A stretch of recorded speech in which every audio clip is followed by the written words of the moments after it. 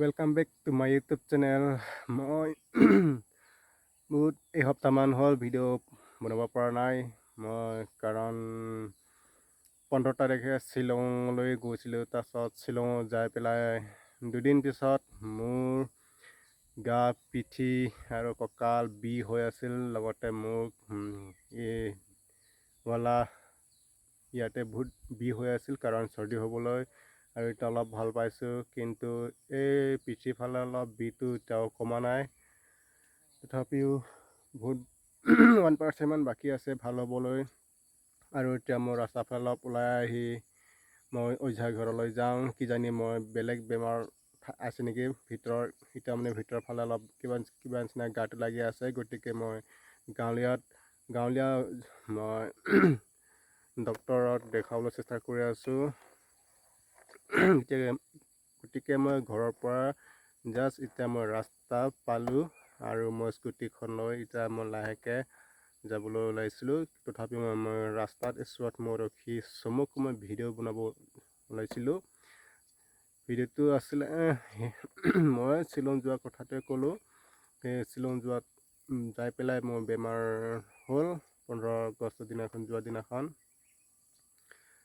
বিশেষকৈ মানে অহা টাইমতে বহুত শ্ল' বাইকখন চলাইছিলোঁ। গতিকে সেই শ্ল' চলাওঁতে মানে অহা টাইমতে মোৰ সন্দেহ আছিলে। অহা টাইমতে মানে বহুত কঁকালটো বিষ হৈ আছিলে, সেইটো মোৰ অনুভৱ আছে।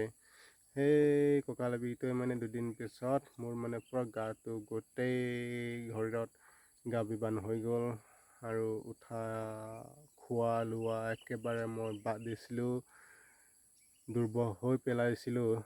এতিয়াও মই ভালকৈ ভাত পানী খাব পৰা নাই। তথাপিও কি হয় একো নাজানো। আৰু মই ডাক্তৰ ঘৰত নিজে লাহেকৈ স্কুটিখন চলাই মই ডাক্তৰ ঘৰ গ'লোঁ। তাৰপিছত তাতে মই যাই পেলাই বটল দিছে আৰু টেবলেট 4টা দিছিলে বেলেগ বেলেগ ধৰণৰ। এতিয়া বাকী টেবলেট মোৰ খতম হৈছে আৰু এতিয়া বটলটো বাকী আছে, খাই আছোঁ। অলপ আৰাম পাইছোঁ। তথাপিও মানে আৰু ভিতৰত অলপ জ্বৰ কিবা নিচিনা লাগি আছে। এতিয়া মানে আৰু মাথা টিংটিনাই ঘূৰাই আছে। এতিয়ালৈকে মই কমপ্লিট ভাল হোৱা নাই আৰু মই এতিয়া নিজৰ কামবোৰ বাদ দি এতিয়া মই ৰেষ্ট কৰি আছোঁ। মই এনেকুৱা দূৰত মই 170-200 কিলোমিটাৰ একেবাৰে যোৱা ৰাস্তা মই চলাইছিলোঁ, তথাপি একো হোৱা নাই। কিন্তু মই সেই শ্বিলঙত যোৱাটোহে কি হ'ল মই একো বুজিও নাপালোঁ। আৰু তাতে মই হৈছিলে শ্বিলং চিটিত মোৰ মানে এজন লগৰ নিচিনাই মোৰ মানে মাত দিয়ে নিচিনা মই দেখা পাইছিলোঁ। তাতে মই অলপ বাকী হৈছিলে এক্সিডেণ্ট হ'বলৈ, তথাপিও মই তাতে ঈশ্বৰে মোক আশীৰ্বাদত মোক বচালে। মানে অচিনাকি মানুহ হয় মোৰ মানি নিচিনাকৈ বুলি তপাই আছিলে। তাৰপিছত মই দুবাৰ টপাৰ কাৰণে মই পিছফালে ঘূৰি চালোঁ। পিছফালে ঘূৰি চোৱাৰ পিছত মোৰ আগে বেছি দূৰ নহয়, খুব 4 ফুটমান হ'ব লাগে মেক্সিমাম ভান এখন আছিলে।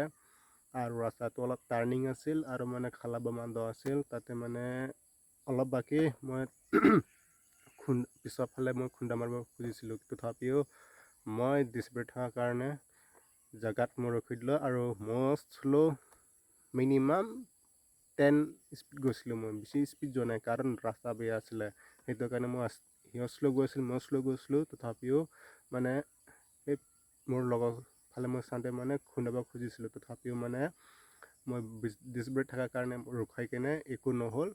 তথাপিও তাৰপৰা ঘূৰাই আহি যেতিয়া নেকি বৰা পানী তাতে অলপ ৰেষ্ট ল'লোঁ। ৰেষ্ট লৈ পেলাই তাৰপিছত যেতিয়া নেকি আমি ঘৰৰ পৰা গুৱাহাটী অভিমুখে আহি আছিলোঁ, তেতিয়া মানে গাড়ীখন ইমান ৰানিং কৰা নাছিলোঁ, 30 এনেকুৱা চলাইছিলোঁ। তেতিয়াৰ পৰা মোৰ মানে গোটেই গাটো মানে আটেইকৈ মানে বিষাবলৈ ধৰি আছিলে। স্পীড চলালে কিজানি নহ'লহেঁতেন, তথাপিও মানে শ্ল' চলোৱাৰ কাৰণে মই মানে কঁকালটো পূৰা বিষ হৈ গ'ল। তথাপিও এতিয়া মই ৰেষ্ট লৈ আছোঁ, কিমান দিন আকৌ ভাল হয়।